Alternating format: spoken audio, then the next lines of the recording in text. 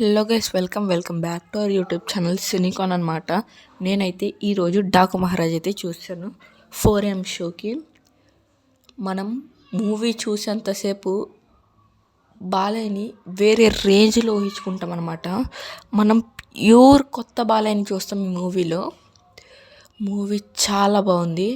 Expect చేసిన దానికంటే చాలా ఎక్కువ ఉంది మూవీ మాత్రం. నేనైతే 0 ఎక్స్పెక్టేషన్స్తో వెళ్ళా, కానీ ఏదో మూల ఎక్స్పెక్టేషన్ ఉంది. అది వేరే రేంజ్కి తీసుకెళ్ళింది బాలయ్య యాక్టింగ్ అనమాట. మీరు థియేటర్కి వెళ్ళి వచ్చిన తర్వాత ఒకే మాట అంటారు, జై బాలయ్య, ఇదొక్కటే అంటారు.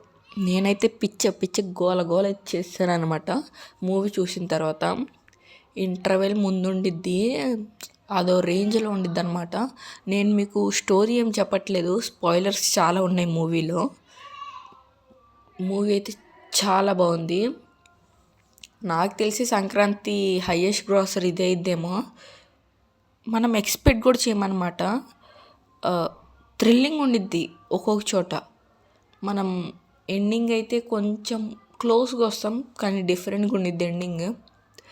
డాకు మహారాజ్ అనే క్యారెక్టర్లో జీవించేశారనమాట బాలయ్య.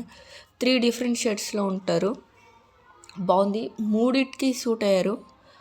మా రేటింగ్ వచ్చేసరికి 9/10.